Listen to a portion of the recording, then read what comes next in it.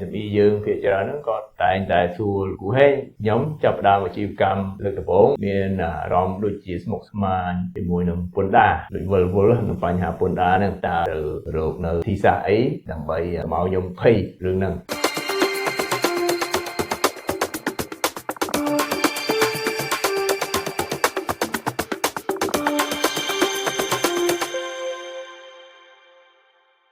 បាទសួស្តីលោកលោកស្រីអ្នកនាងកញ្ញាទីមេត្រីថ្ងៃនេះខ្ញុំមានប្រធានបទថ្មីមួយទៀតហើយឡើងមកឆ្លើយសំណួរបងប្អូនម្ចាស់អាជីវកម្មយើងណាជាពិសេសគឺខាង SME យើងភាគច្រើនហ្នឹងគាត់តែងតែសួរគូហេខ្ញុំចាប់ផ្ដើមអាជីវកម្មលើកដំបូងមានអារម្មណ៍ដូចជាស្មុគស្មាញជាមួយនឹងពន្ធដារដូចវល់នឹងបញ្ហាពន្ធដារហ្នឹងតើទៅរកនៅទីសាស្ត្រអីដើម្បីកុំឲ្យខ្ញុំភ័យរឿងហ្នឹងបាទជាទូទៅខ្ញុំគិតថាម្ចាស់អាជីវកម្មថ្មីថ្មោងជាពិសេសគឺ SME យើងហ្នឹងហើយគាត់ទៅចាប់ផ្ដើមធ្វើអាជីវកម្មហ្នឹងគាត់មានអារម្មណ៍ដូចភ័យខ្លាចឬដោយសារតែគាត់ឮមិត្តភក្តិគាត់ដែលប្រកបអាជីវកម្មមួយហ្នឹងថាអូខេពន្ធដារតឹងតែងណាពន្ធដារស្មុគស្មាញពន្ធដារមានពិន័យច្រើនអញ្ចឹងមកធ្វើឲ្យពួកគាត់នឹងខ្លាចរអាមែនទេ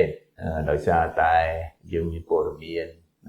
ពាក់ព័ន្ធជាមួយនឹងបញ្ហាពន្ធដារហ្នឹងអញ្ចឹងយើងសួរត្រឡប់មកវិញថាបើសិនជា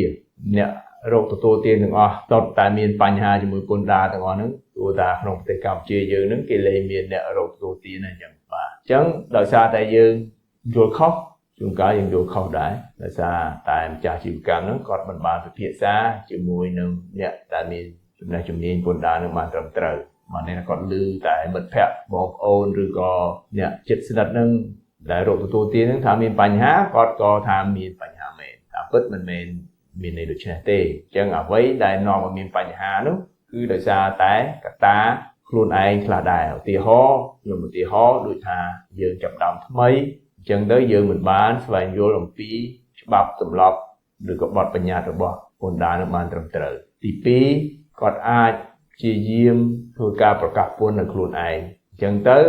គាត់មិនមានបទពិសោធន៍ក្នុងការធ្វើវាអាចឆក់ល្វែងអាចខុសបាទទី3គាត់មិនមានបញ្ជីការគណនេយ្យអញ្ចឹងគាត់ក៏មិនអាចធ្វើបប្រតិបត្តិការឬក៏បង់ពន្ធដារនឹងបានត្រឹមត្រូវដែរពីព្រោះការបង់ពន្ធវាទាក់ទងទៅនឹងការផ្ទៀងផ្ទាត់ជាមួយនឹងបញ្ជីការគណនេយ្យដែរហើយទី4គឺគាត់មិនបានថែរក្សានៅគេហៅថា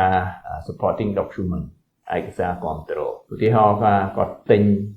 stock ចូលអញ្ចឹងគាត់ជួនកាលគាត់ទៅទិញមកអញ្ចឹងទៅអាកាយប័ត្រអីគាត់មិនបានទុកដាក់ត្រឹមត្រូវទេហើយ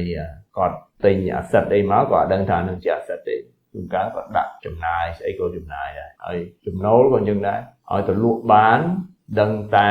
កត់ត្រាជាចំណូលហើយគាត់ជួនកាលគាត់គិតថាគាត់ទៅបានលុយបានដាក់ជាចំណូលអត់បានលុយគាត់អត់ដាក់ជាចំណូលទៀត